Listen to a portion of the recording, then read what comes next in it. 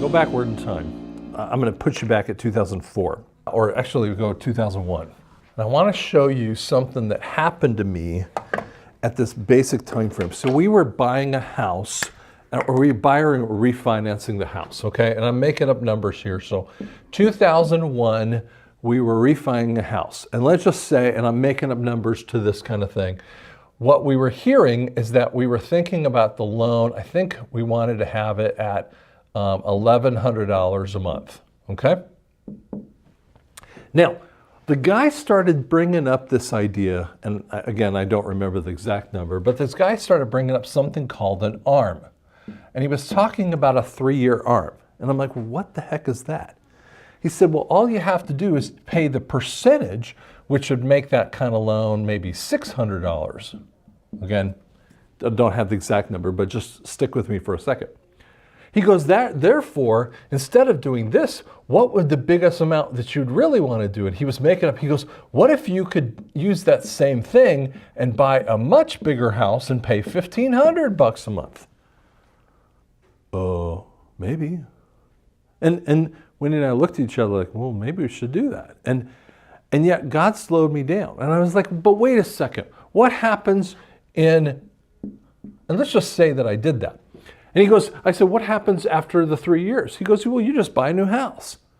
So you move from a new house at $1,500 a month and you do the same kind of ARM thing. And let's say you're making more money. So you get $1,800 house. Oh, wow. So I'm getting a lot bigger house. And then 2007 comes around and you go from $1,800 up to $2,100. Again, just stick with my little number, my little math point here. And I said, well, what happens, again, what happens if this thing runs out? Well, it always increases in value. So you're just paying the interest and you're still making it because you're going to take the amount that your house increases in value and still have no PMI or principal mortgage interest.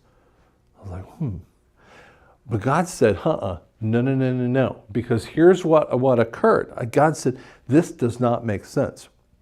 This was the exact structure that most people, and I remember in Denver when this happened. So they're sitting over here and then they were looking out, they were having this amount and they were looking at this kind of idea. They said, we can't do that anymore. And here's what the problem was. You were expecting this kind of payment and you were really hoping for it at this time frame, but you got into this kind of payment. Now the note started turning into $4,000 a month because you haven't been paying principal at all on this kind of thing. So now you're sitting there with a $3,000 or whatever kind of note amount that you would have to normally pay on that particular size of house. And they were like, and people would just go, what? When I could barely afford this one and I could sort of afford this one and then I could afford that one. I could afford it, or I was really not really hoping for this one, but maybe I could do that one. And then they were told, well, wait a second, that house that you're in here really is going to be like this. So guess what happened? They just went into foreclosure. They just said, we're done. And the foreclosure would affect the personal bankruptcy and foreclosure. And they were completely destroyed. And if you realized that you can't even rent a house, rent an apartment without having good credit. And so this kind of system was the sickness of their system. They had nothing to fall back on. But who did this kind of crazy? It was the banks. The banks who were telling the mortgage brokers to do it because they all knew that they were in charge of the Fed. And here's the thing. Then when Congress jumped in the middle, they're like, what are you doing? Even Bernie Sanders and Ron Paul and those kind of guys were like, what are you doing over here? They were talking to the Fed. Oh, well, we need to put laws in place. And here's the thing. The mortgage brokers were just doing what they were told to do, because the bank said that this is a viable process. Now, unfortunately, the mortgage brokers weren't listening to why this was a bad process to go forward with, and some mortgage companies never did it. Okay, but the ones that were through the banking systems, they loved doing it because they were told to do it by their parent bank. Because here's the thing, in 2007, 2008, and 2009, when we were going through this massive crisis where just house after house after house after house was going through foreclosure and the markets were crashing, what the banks did is they took that house in, they were fine with it. They didn't care. They were going to take that, and that was owned by them, and they were just going to resell it to someone else, and it didn't matter if it was lower in value. Because in 2009, even if you had a house in 2007 and you finally sold it in 2009 at a much lower value, you still were making money. And who was screwed? There was such insolvency going on. Here's what they also had. There was mortgage-backed security points or insurance that was occurring. And the insurance was done by Lehman Brothers, one of the sicko banks. And they were getting they were getting the background so that even if you went to bankruptcy of that, the banks could get their money back. Well, Lehman Brothers was finally spending around in 2008 and 2009, they were taking $90 million per pay period, every 2-week pay period, a new loan. And you go, wait a second. And I remember as a guy who was in debt in 2009, I'm like, no one's bailing me out for this whole thing. And you're going, how does this actually work?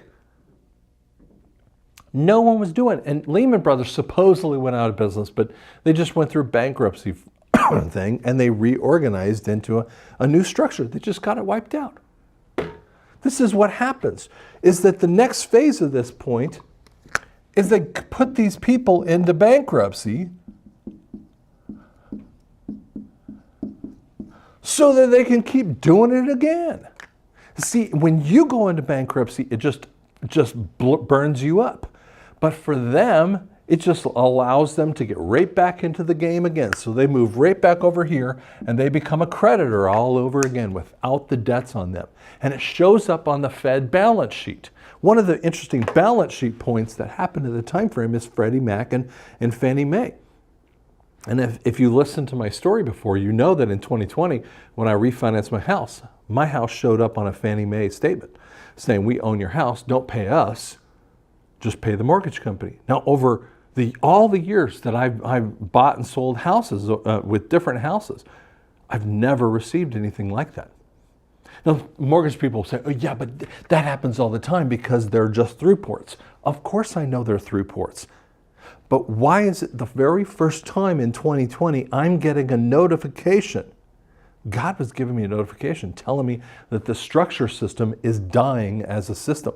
They're not just going into another bankruptcy, which we were heading for, but going into a whole different setup. So what happens is that we're starting to see the system, it's putting it all on the balance sheet. See, there's only two methods to what happened. When you put debt,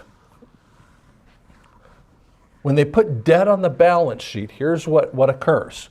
This is why most people are not seeing it. And even even business people are not catching this. When you have debt, it's on the balance sheet of a company. When you offload the debt to another company structure, or in this case, the Fed, it sits on the Fed structure, okay? But the reality is, if you're Chase Bank, which you are already part of the Fed, you're just moving it over into just another holding point, another holding company of Chase Bank, which is the Fed. So it's really, it's on the balance sheet of Chase, which is part of Fed. So it's just like having a second company in there, in essence. And this is what they do. And then what they do is they turn around and take that balance sheet point and put it on the people through taxation. This is exactly what Obama was brought in to do, is to bring in more taxation. And you started noticing that even with the same exact deductions, your amounts rose, which means you were paying more in taxation. They'd put it on into inflation. So taxation and inflation increases so that they can get their money back, because they're definitely not paying that debt in that structure. They just offload it and give it to the people. This is the definition of the 14th Amendment in the 4th section.